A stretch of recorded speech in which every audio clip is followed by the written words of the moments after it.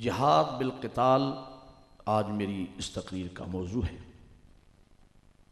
جہاد بالقتال کی چند شرائط ہیں، یعنی تلوار کے ساتھ میدان جنگ میں لڑنا یا اسلحہ کے ساتھ دشمنوں سے، کافروں سے، مشرکین سے، منافقین سے لڑنا، یہ جہاد بالقتال کہلاتا ہے۔ جہاد بالقتال کی چند شرائط ہیں جن کا میں تذکرہ کرنا چاہوں گا۔ پہلی شرط یہ ہے جہاد بالقتال کی کہ یہ جہاد مردوں پہ واجب ہوتا ہے، عورتوں پہ واجب نہیں ہوتا۔ توجہ ہے، عورتوں اور مردوں کے حقوق اللہ نے برابر بنائے ہیں۔ انسانیت کے دو زینے ہیں، ایک زینے کا نام ہے مرد اور دوسرے کے زینے کا نام ہے عورت۔ یہ انسانیت کے دو زینے ہیں جن کو ملا کے انسانیت مکمل ہوتی ہے۔ ان دونوں کے حقوق برابر ہیں۔ اِنَّ أَكْرَمَكُمْ عِندَ اللَّهِ أَتْقَاكُمْ، ان دونوں میں مقرب وہ ہے کہ جو تقوی میں زیادہ ہے۔ سمجھا رہی میری بات کی؟ جو تقوی میں بلند ہے اللہ کے نزدیک وہ مقرب ہے۔ ان دونوں کے حقوق اللہ نے برابر رکھے ہیں لیکن امتیازی ہیں۔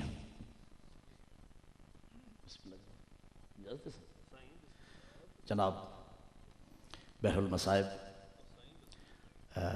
خورشید پہوڑ صاحب، ملک کے نامور میرے مولا کے مداح خان، اجازت ہے چند جملے عرض کر لوں آپ کے ساتھ۔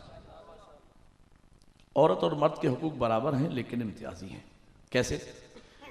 مرد کی نماز جتنا مسجد میں ثواب رکھتی ہے، عورت کی نماز اتنا ہی ثواب گھر میں رکھتی ہے۔ میری بات سمجھ آ رہی ہے؟ بڑی مہربانی۔ مرد کا جہاد میدان میں ہے، عورت کا جہاد گھر میں ہے۔ ایک جملہ میں نوجوانوں تک، بچوں تک پہنچانا چاہتا ہوں۔ میرے بزرگ مجھ سے بہتر جانتے ہیں کہ اللہ نے مرد اور عورت کے حقوق برابر رکھے ہیں، مساوی ہیں۔ ایسا نہیں ہے کہ کوئی ان میں عدم توازن ہو۔ یہ جو کہا جاتا ہے نا کہ اللہ نے یا اسلام نے عورت کو محکومہ بنایا ہے اور مرد کو حاکم بنایا ہے، اس میں بھی اللہ نے امتیاز ہی رکھا ہے۔ اگر ایک مصلحت کے تحت اللہ نے بیوی کو اپنے شوہر کی محکومہ بنایا ہے تو اگلی منزل پر بیٹوں پر حاکم بھی تو بنایا ہے۔ بیلنس ہو گیا یا نہیں؟ اور یہ جو کہا جاتا ہے کہ عورت کا حصہ اکورا ہے اور مرد کا حصہ دوہرا ہے، یعنی لڑکے کو دو حصے ملتے ہیں اور لڑکی کا ایک حصہ ہے میراث میں۔ میراث میں بھی اللہ نے برابر ہی نظام رکھا ہے، چونکہ لڑکے نے رہنا ہے باپ کے گھر میں، آگے کہیں نہیں جانا، اور اس کے گھر جو دلہن آئے گی اس کے نان نفقے کی ذمہ داری بھی شوہر پر ہی ہوگی۔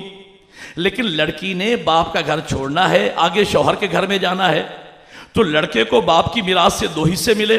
لڑکی نے باپ کا گھر چھوڑنا ہے، ایک حصہ باپ کی میراث سے لے گی، آگے جا کے شوہر کی میراث میں حصہ دار بنے گی۔ تو اس سے دو ہوئے نا۔ تو میں کہنا یہ چاہ رہا تھا کہ مرد اور عورت کے حقوق برابر ہیں لیکن امتیازی ہیں۔ مرد کی نماز مسجد میں جتنا ثواب رکھتی ہے، عورت کی نماز اتنا ہی ثواب گھر میں۔ مرد کا جہاد میدان میں، پہلا جملہ کہنے چلا ہوں، سر اٹھانا، مرد کا جہاد میدان میں، عورت کا جہاد گھر میں۔ جس طریقے سے شہید کے خون